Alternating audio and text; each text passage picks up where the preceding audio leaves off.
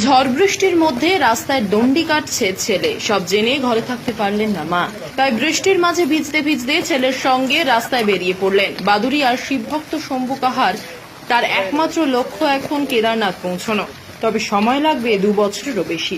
ছেলে শম্ভু কাহার দণ্ডি কাটছে আর তার পাশে মা স্বপ্না কাহার মাথায় পরম মমতার হাত বুলিয়ে দিচ্ছেন।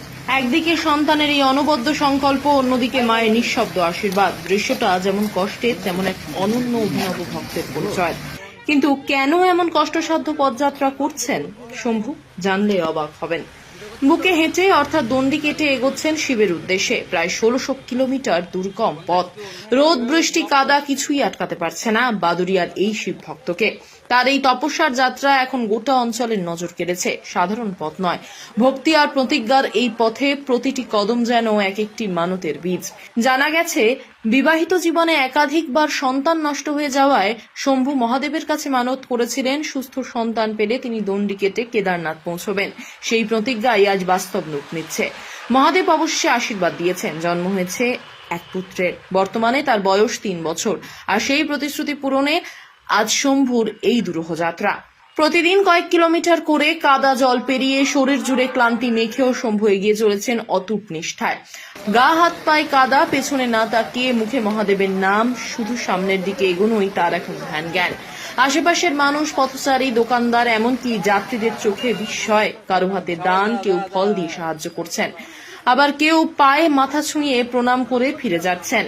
কেদারনাথ যাওয়ার অনেক যাত্রা দেখা গেলেও এভাবে বুক দিয়ে পথ মেপে চলার দৃষ্টান্ত বিরল। রাত কাটছে পথে, মন্দির কিংবা স্থানীয় কোনো ক্লাবে। খাবারেও রয়েছে কঠোরতা, শুধুই নিরামিষ ও ফলমূল। শারীরিক কষ্ট থাকলেও মনোবলে এক বিন্দু টোল খায়নি। ভক্তির শক্তিতে শম্ভু এগিয়ে চলেছেন এক বিশাল মানসিক যুদ্ধে, যার শেষ গন্তব্য দেবাদিদেবের চরণধূলি। মাথায় মায়ের হাত, বুকে মহাদেবের নাম। এই দুই আশীর্বাদেই শম্ভু কাহার এখন ছুটছেন কেদারনাথের পথে। দেখছি এটা ভীষণ একটা কঠোর একটা সাধনা, যেটা মানে মানুষ ভাবতে পারে না যে এত কঠোর একটা সাধনা যে মানুষ যেতে পারবে। কিন্তু ভাইটা যাচ্ছে, ভাইটার মনে একটা বল আছে, সেদিক থেকে ভাইটা আশা করি যেতে পারবে। দাদা, আমার একটা মানসিক আছে বলে যাচ্ছি, বুঝলে তো।